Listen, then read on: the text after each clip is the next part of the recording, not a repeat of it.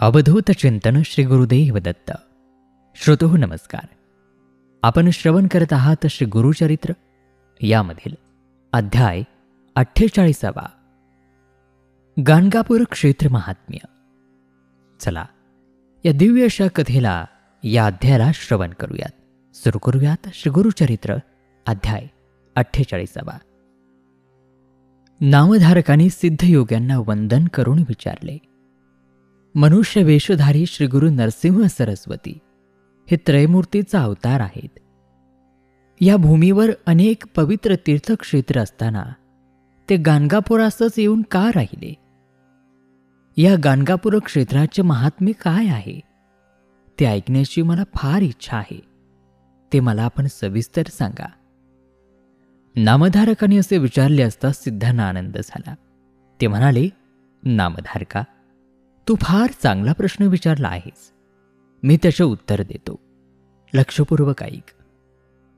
एकदा अश्विन वद्य चतुर्दशीच्या दिवशी दिवाळीचा पर्वकाळ होता. त्यावेळी श्रीगुरु शिष्यांना म्हणाले, गया, प्रयाग, वाराणसी या त्रिस्थळी स्नान करणे पुण्यकारक असते. तेव्हा आपण सर्वजण यात्रेला जाऊया. तुम्ही पण तुमच्या बायका मुलांना बरोबर घ्या. सर्वांनाच मोठा पुण्यलाभ होईल. शिष्य म्हणाले, ठीक आहे, आम्ही घरी जातो, सगळी तयारी करतो. त्यावर श्रीगुरु म्हणाले, अरे, तयारी कसली करता? सगळी तीर्थे तर आपल्या गावाजवळच आहेत. त्यासाठी तयारी करण्याची काहीही गरज नाही. चला माझ्याबरोबर, मी तुम्हाला सर्व तीर्थे दाखवतो. असं सांगून श्रीगुरु सर्व शिष्यांना बरोबर घेऊन भीमा अमरजा संगमावर गेले. तेथे सर्वांनी स्नान केले. त्यावेळी श्रीगुरु सर्व शिष्यांना म्हणाले, या संगमाचे महात्म्य फार मोठे आहे. येथे स्नान केले तर प्रयाग स्नानाचे पुण्य प्राप्त होते. येथे भीमा नदी उत्तरवाहिनी असल्याने ते गंगेपेक्षा अधिक पवित्र आहे.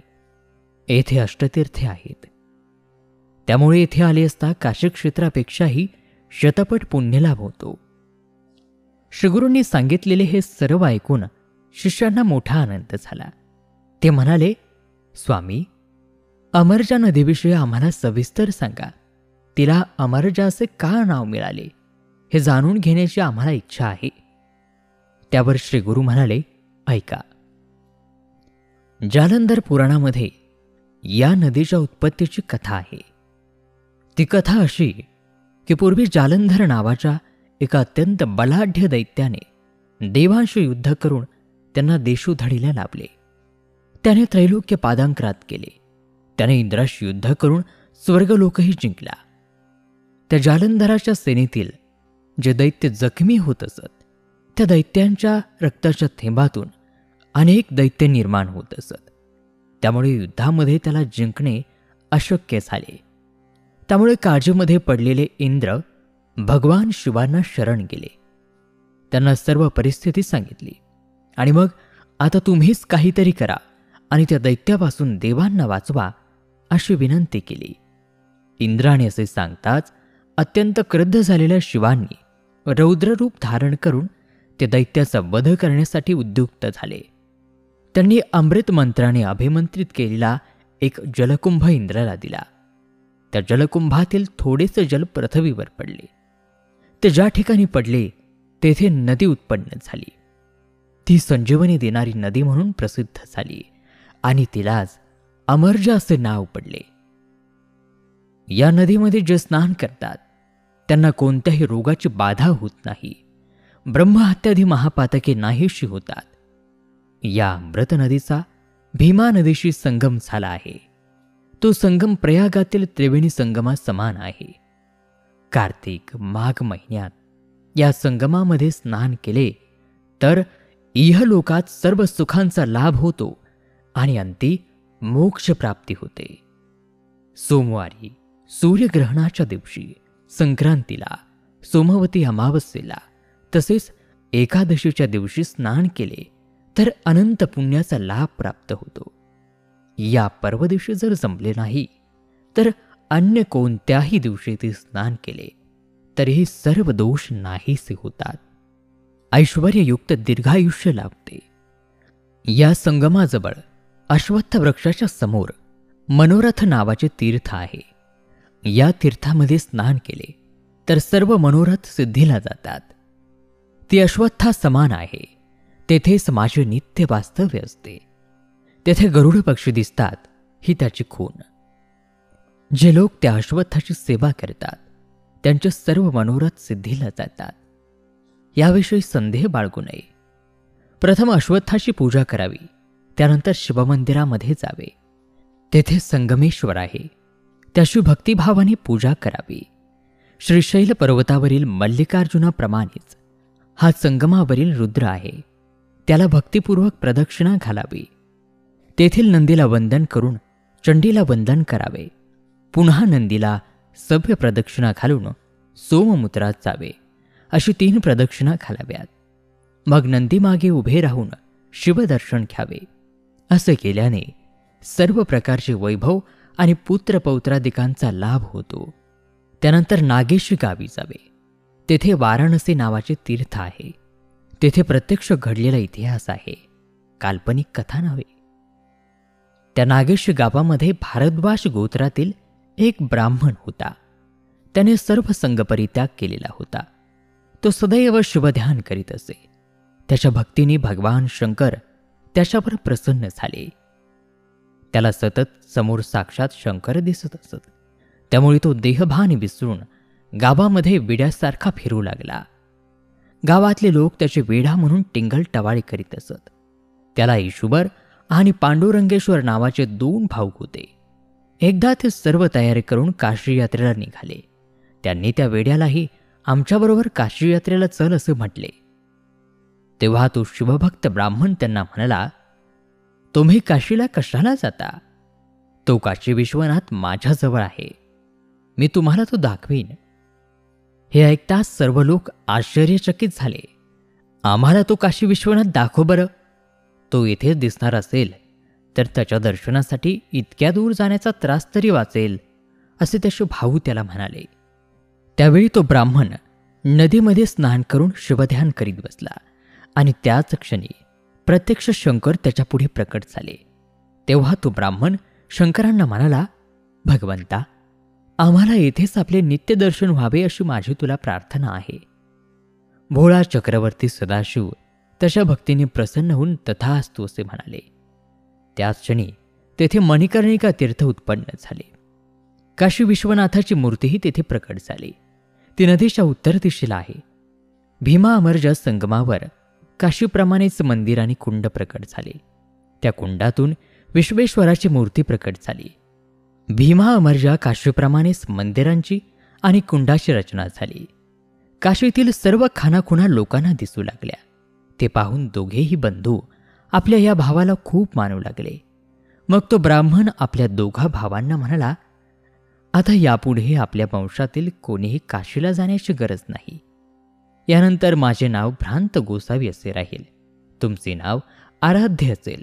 आता येथेच पांडुरंगाची सेवा करावी. यापुढे तुम्ही काशी यात्रेला म्हणून येथे गाणगापुरालाच यावे.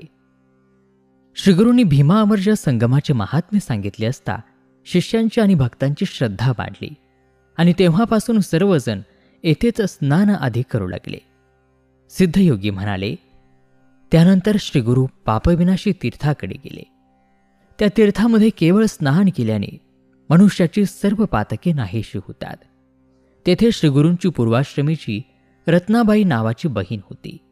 ती श्रीगुरूंचे दर्शन घेण्यासाठी आली. श्रीगुरूंनी तिला विचारले, तू पूर्वी अनेक पातके केली होतीस, ते तुला आठवतात का? त्याच पापकर्माची फळे तुला भोगावी लागत आहेत. तुला कुष्ठरोगही झाला आहे. श्रीगुरूंनी असे विचारले असता ती श्रीगुरूंच्या पाया पडली आणि शोक करीत म्हणाली, मी केवळ अज्ञानी आहे, मूर्ख आहे. मला काहीच आठवत नाही. तुम्ही जगदात्मा जगदीश्वर आहात. तुम्हाला सर्व काही माहीत आहे. माझ्या हातून कोणते पापकर्म घडले ते मला सविस्तर सांगण्याची कृपा करावी. ती असे म्हणाली असताना श्रीगुरूंना तिची दया आली. ते तिला म्हणाले, तो पूर्वजन्मी चुकून केवळ अनावधानाने नुकत्याच प्रसूत झालेल्या मांजरीच्या 5 पिलांना ठार मारलीस. आणखीही काही पापकर्म केलीस. त्या पापकर्मांचे फळ म्हणून तुला या जन्मी अनेक दुःख भोगावी लागत आहेत. तुला श्वेतकुष्ठ झाले आहे, हेही त्या पातकांचेच फळ आहे. तुझ्या हातून अनेक पातके झाली आहेत, ते पुढील जन्मी भोगावी लागतील. श्रीगुरूंनी असं सांगितले असता रत्नाबाई श्रीगुरूंच्या पाया पडून म्हणाली, मला आता पुनर्जन्म नको. हे सर्व भोग भोगण्याची माझ्यामध्ये शक्तीच नाही, म्हणून मी तुम्हाला शरण आले आहे. माझा उद्धार करा, माझा उद्धार करा. त्यावर श्रीगुरू म्हणाले, तू पापविनाशी तीर्थामध्ये स्नान कर. तेथे स्नान करताच तुझा कुष्ठरोग जाईल. तेथे तू नित्यनेमाने स्नान कर, म्हणजे सप्तजन्मातील सर्व पातके नाहीशी होतील. याविषयी मात्र संदेह बाळगू नकोस. श्रीगुरूने असे सांगितले असता तिने पापविनाशी तीर्थाजवळ राहून त्रिरात्र स्नान केले. त्यामुळे तिचा कुष्ठरोग नाहीसा झाला. सिद्धयोगी नामधारकाला म्हणाले, ही नुसती ऐकलेली कथा नाहीये. आम्ही त्यावेळी तेथेच होतो. आम्ही ते प्रत्यक्ष पाहिले आहे. श्रीगुरूंनी आपल्या शिष्यांना अमरजा नदीच्या तीरावरील कोटीतीर्थ, रुद्रपादतीर्थ, गयातीर्थ, चक्रतीर्थ, कल्लेश्वर देवस्थान अशा 8 तीर्थांचे आणि पवित्र स्थानांचे महात्म्य सांगून तेथे स्नान, दान, पूजा केली तर अनंत पुण्याचा लाभ होतो. सर्व पातके नष्ट होतात, सर्व सुखांचा लाभ होतो, हे विस्तारपूर्वक सांगितले. ते ऐकून शिष्यांची खात्री पटली की काशी, प्रयाग आणि गया सर्व काही येथेच आपल्याजवळ आहे. आपण आजपर्यंत केवळ अज्ञानाने त्रिस्थळ यात्रेला जाण्याचा त्रास करत होतो. सर्व तीर्थे अगदी आपल्या अंगणामध्येच आहेत आणि हे आपल्याला श्रीगुरूंच्याकडून समजले. मग अष्टतीर्थ महात्म्य सांगून सर्वजण मठामध्ये परत आले. त्यावेळी मोठी समाराधना करण्यात आली होती. आणि श्रोतेहो, या दिव्य कथेबरोबरच, या दिव्य ज्ञानामृताबरोबरच आजचा हा श्री गुरुचरित्रातील 48वा अध्याय या ठिकाणी समाप्त होत आहे. उर्वरित दिव्य कथा पुढील अध्यायामध्ये. तोपर्यंत नमस्कार, धन्यवाद. श्री गुरुदेव दत्त.